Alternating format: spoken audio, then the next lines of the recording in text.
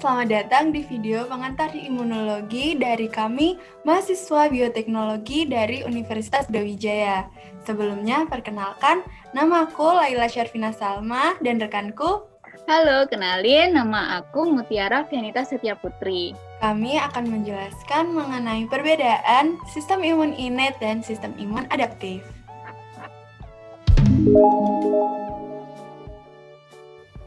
Teman-teman tahu nggak sih gimana kok virus itu bisa masuk ke tubuh kita dan menyerang imun, serta bagaimana sih cara kerja sistem imun tubuh kita untuk melawan virus tersebut?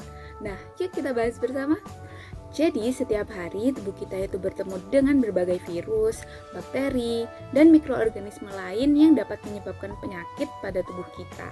Akan tetapi, kita tidak jatuh sakit tiap harinya kan? Nah, hal ini disebabkan karena tubuh kita memiliki sistem imun. Apa sih sistem imun itu? Jadi, sistem imun atau kekebalan tubuh bertugas untuk melindungi tubuh dari serbuan bakteri atau virus. Sistem imun juga berfungsi untuk mempertahankan diri dari pengaruh lingkungan yang berbahaya.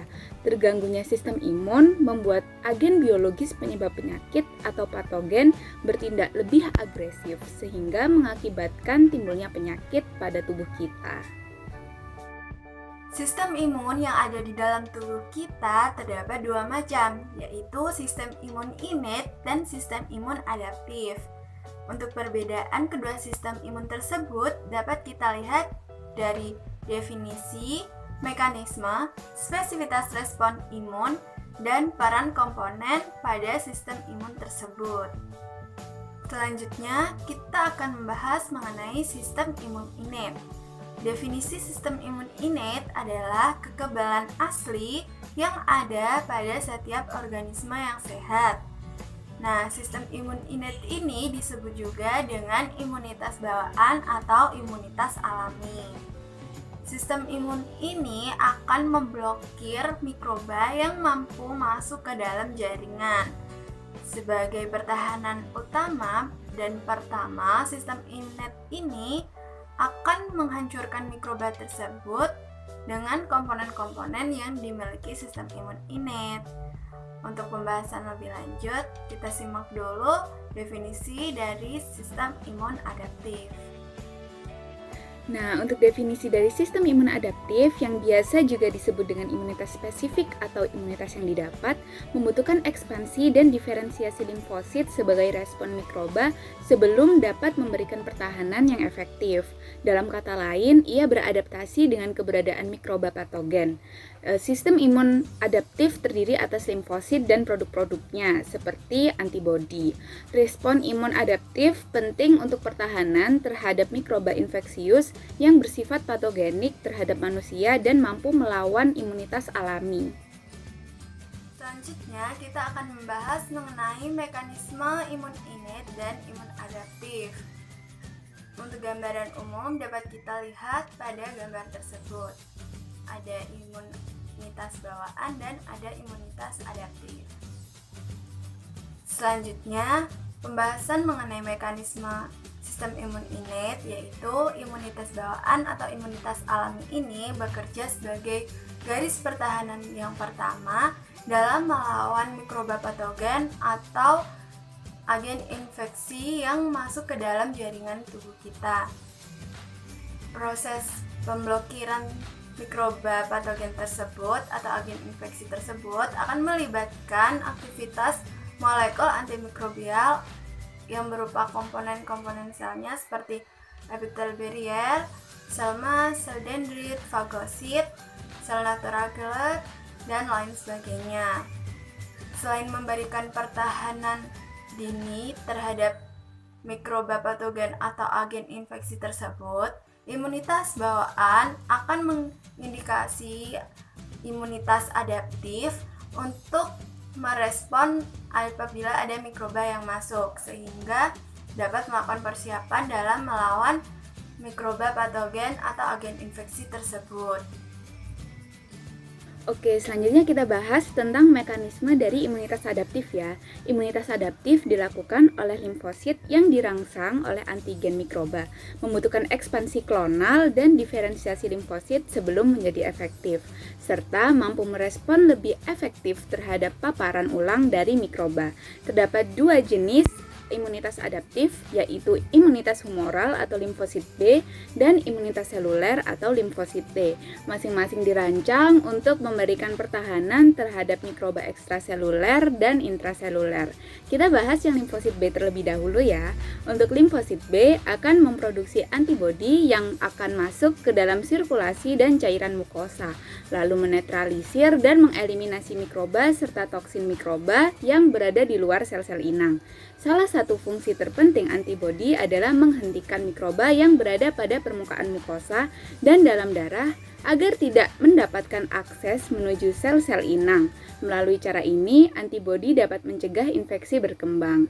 Untuk limfosit T sendiri, beberapa limfosit T akan mengaktifasi fagosit untuk menghancurkan mikroba yang telah dimakan oleh sel fagosit ke dalam sel vesikel intraseluler.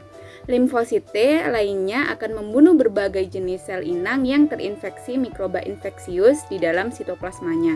Dalam kedua kasus tersebut, sel T mengenali antigen yang ditampilkan pada permukaan sel, yang menunjukkan adanya mikroba di dalam sel tersebut. Selanjutnya yaitu spesifitas respon imun innate. Imunitas alami atau imunitas bawaan ini akan merespon mikroba patogen atau sel yang rusak tanpa membedakan secara spesifik. Reaksi yang terjadi pada sistem imun alami ini dapat berupa inflamasi dan pertahanan antivirus. Untuk yang pertama yaitu inflamasi. Inflamasi yang terjadi ini merupakan akumulasi dari aktivasi leukosit dan sel protein plasma pada lokasi yang terinfeksi atau jaringan yang mengalami kerusakan. Sel-sel dan protein tersebut akan bekerja secara bersamaan untuk membunuh mikroba patogen dan menghancurkan sel-sel yang rusak. Kemudian, respon imun innate yang kedua yaitu pertahanan antivirus. Pertahanan antivirus yang terjadi pada imunitas alami ini akan bekerja terhadap virus intraseluler yang diperantarai oleh sel natural killers atau NK cell dengan membunuh sel yang telah terinfeksi virus dengan cara memproduksi sitokin atau yang disebut dengan interferon tipe 1. Sehingga akan menghambat replikasi virus di dalam sel inang dan akan memicu keadaan antivirus tersebut menjadi resisten terhadap infeksi sehingga dapat melindungi kekebalan tubuh secara alami. Selanjutnya kita akan membahas tentang spesifitas dari respon imun adaptif. Sebelum kita membahas tentang spesifitas respon imun adaptif, akan lebih baik apabila kita mengerti pengertian dari spesifitas itu sendiri. Jadi spesifitas adalah kemampuan untuk mengenali berbagai macam antigen yang berbeda.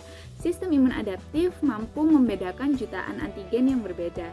Hal ini menunjukkan bahwa total kumpulan spesifitas limfosit yang kadang-kadang disebut dengan limfosit repertoire sangat beragam.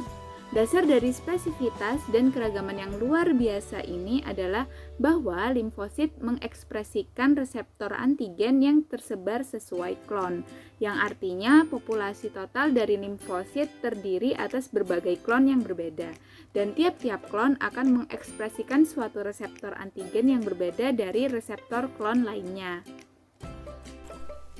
Selanjutnya kita akan membahas mengenai peran komponen imun innate. Sistem imun alami atau imunitas bawaan terdiri dari beberapa komponen yang meliputi sel epitel, sel penjaga seperti fagosit, dendrit, dan sel mast. Kemudian ada sel limfoid alami, sel natural killer, dan protein plasma. Yang pertama, kita akan membahas mengenai epitel barrier. Sel epitel menjadi bagian utama yang menghubungkan antara tubuh dengan bagian eksternal kulit. Epitel akan menjadi jalan masuknya atau keluarnya mikroba ke dalam tubuh, sehingga sebagai perlindungan alami akan memberikan perlindungan secara fisik dan kimia terhadap infeksi. Pada permukaan kulit dan mukus, terdapat keratin yang disekresikan oleh sel epitel mukosa yang berfungsi untuk mencegah mikroba untuk kontak dan menginfeksi epitel. Sel epitel juga menghasilkan peptida antibiotik yang disebut defensin dan kalelisidin yang berfungsi untuk membunuh bakteri dan memberikan barrier kimia terhadap infeksi. Di samping itu, epitel akan menghasilkan reseptor antigen oleh limfosit intraepitelial, namun reseptor tersebut terbatas. Untuk sel yang kedua pada komponen imun innate ada fagosit.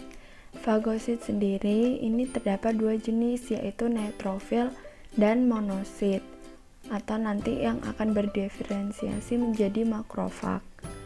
Untuk neutrofil ini disebut juga dengan polimorfonuklear, memiliki jumlah yang sangat banyak di dalam darah, yaitu sekitar 4.000 sampai 10.000 per mikroliter.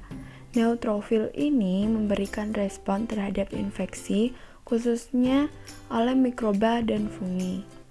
Neutrofil akan mengekspresikan reseptor untuk meningkatkan fagositosis dan transduksi sinyal untuk mengaktifkan neutrofil dalam menelan mikroba.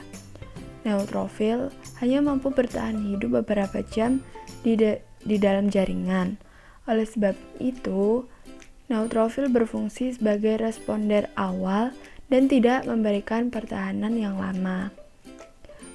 Sedangkan monosit itu memiliki jumlah yang lebih sedikit daripada neutrofil, yaitu sekitar 500 sampai 1000 per mikroliter.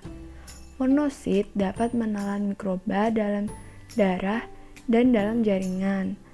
Dalam proses inflamasi, monosit dapat berdiferensiasi menjadi makrofag dan akan memproduksi sitokin yang bekerja dalam proses regulasi inflamasi dengan memakan dan menghancurkan mikroba serta membersihkan jaringan mati dan akan mengawali proses penyembuhan jaringan. Selanjutnya ada sel dendrit. Sel dendrit ini memberi respon terhadap mikroba dengan memproduksi sitokin yang berfungsi untuk mengawali peradangan dan merangsang respon imun adaptif. Kemudian ada sel mast. Nah, sel mast ini berasal dari sumsum tulang dengan granula sitoplasma dan jumlah yang banyak. Dapat ditemukan di kulit dan juga epitel mukosa. Granula sel mast mengandung amina vasoaktif seperti histamin yang dapat menyebabkan vasodilatasi dan peningkatan permeabilitas pada kapiler. Selain itu, juga menghasilkan enzim proteolitik yang dapat membunuh bakteri atau menetralkan toksik pada mikroba. Sel mast juga dapat mensintesis dan mensekresikan mediator lipid dan sitokin yang akan menstimulasi inflamasi. Kemudian ada sel limfoid alami atau innate lymphoid cell yang dapat disingkat ILC. Nah, sel limfoid alami ini merupakan sel yang menyerupai limfosit yang memproduksi sitokin dan menunjukkan ada fungi yang menyerupai limfosit T, namun tidak mengekspresikan reseptor antigen sel T.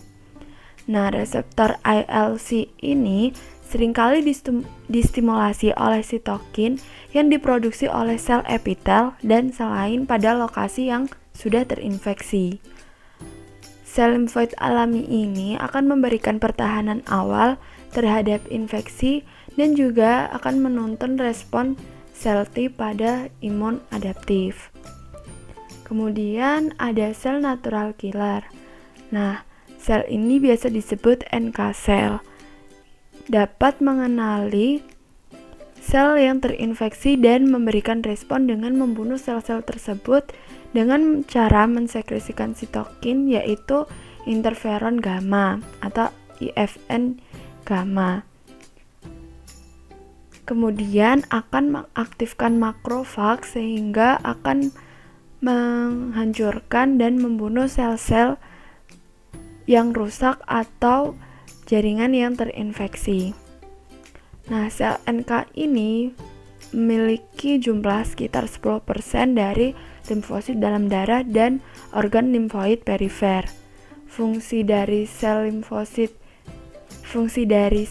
natural killer ini itu membunuh sel inang yang sudah terinfeksi oleh mikroba intraseluler dengan cara mengeliminasi reservoir infeksi. Nah, sel NK ini akan memberi respon terhadap interleukin 12 yang diproduksi oleh makrofag dan mensekresikan interferon gamma tadi, sehingga akan dapat mengaktifkan makrofag dan digunakan untuk membunuh mikroba dengan cara difagositosis. Dan yang terakhir ada protein plasma dari sistem komplement. Sistem komplement adalah kumpulan dari protein yang terikat pada membran dan protein dalam darah, memiliki peran penting dalam pertahanan terhadap mikroba. Nah, protein komplement ini teraktivasi dan berfungsi sebagai enzim proteolitik yang digunakan untuk memecah protein komplement yang digunakan dalam melawan infeksi. Untuk komponen dari sel adaptif dapat disimak di penjelasan berikutnya. Oke, selanjutnya kita ke peran atau fungsi dari komponen sistem imun adaptif. Komponen sistem imun adaptif terbagi menjadi 3, yaitu limfosit yang terdiri dari limfosit B dan limfosit T, antigen presenting cell yang terdiri dari sel dendritik, makrofag, dan sel dendritik folikuler, serta sel efektor yang terdiri dari limfosit T, makrofag, dan granulosit. Masing-masing memiliki fungsi yang berbeda. Untuk limfosit sendiri merupakan satu-satunya sel yang memproduksi reseptor spesifik untuk antigen yang sangat beragam, yang terdistribusi secara klonal, serta merupakan mediator kunci imunitas adaptif. Nah, limfosit sendiri dibagi menjadi 2, yaitu limfosit B dan limfosit T. Untuk limfosit B merupakan sel yang mampu memproduksi antibodi. Mereka adalah sel-sel yang memperantarai imunitas humoral. Sel B mengekspresikan antibodi bentuk membran yang berlaku sebagai reseptor yang mengenali antigen dan mengawali proses aktivasi sel. Untuk limfosit T sebagai mediator imunitas sel seluler atau cell mediated immunity. Selanjutnya ke antigen presenting cell. Fungsinya yaitu sel yang melakukan penangkapan antigen untuk disajikan kepada limfosit. Antigen presenting cell sendiri dibagi menjadi 3, yaitu sel dendritik, makrofag, dan sel dendritik folikuler. Masing-masing memiliki fungsi yang berbeda. Untuk sel dendritik sendiri yaitu menangkap protein antigen mikroba yang masuk melalui epitel serta membawa antigen tersebut ke kelenjar limfe regional, di mana sel dendritik yang membawa antigen tersebut menyajikan bagian tertentu dari antigen untuk dikenali oleh limfosit T. Selanjutnya ke makrofag yang berfungsi untuk memakan dan menghancurkan benda asing. Dan yang terakhir ada sel dendritik folikuler, berada di dalam pusat germinal folikel-folikel limfoid di dalam organ limfoid perifer dan menyajikan antigen yang menstimulasi diferensiasi sel B di dalam folikel. Sel ini tidak menyajikan antigen kepada sel T, berbeda dengan sel dendritik sebelumnya tadi. Untuk sel efektor berfungsi sebagai sel yang mengeliminasi antigen. Terdiri dari 3 sel yaitu limfosit T, makrofag, dan granulosit. Limfosit T berfungsi untuk mengaktifasi fagosit dan membunuh sel yang terinfeksi oleh patogen. Serta makrofag berfungsi untuk fagositosis dan membunuh mikroba. Dan yang terakhir ada granulosit yang berfungsi untuk membunuh mikroba.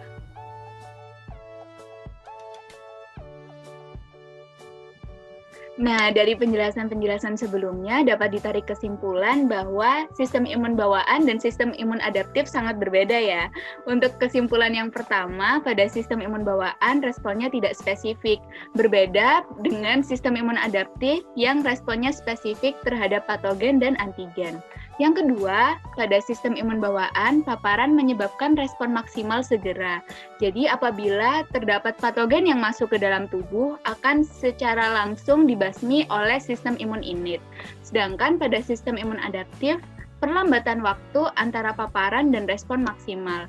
Jadi pada sistem imun adaptif diperlukan beberapa waktu bagi sistem imun adaptif untuk membasmi patogen tersebut.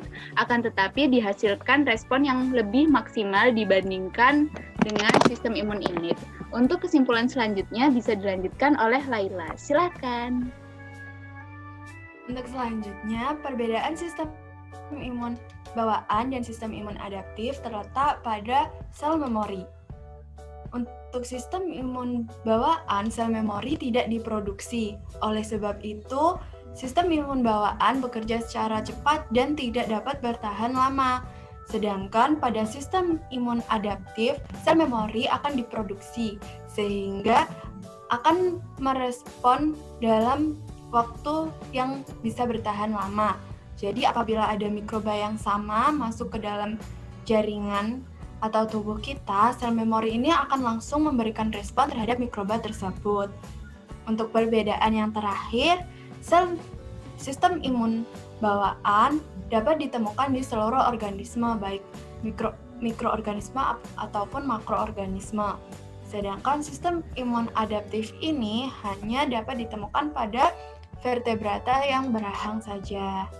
Nah, sekian yang dapat kita sampaikan untuk penjelasan perbedaan sistem imun adaptif dan sistem imun bawaan ini. Apabila ada kesalahan, kami mohon maaf. Sekian dari kami. Wassalamualaikum warahmatullahi wabarakatuh.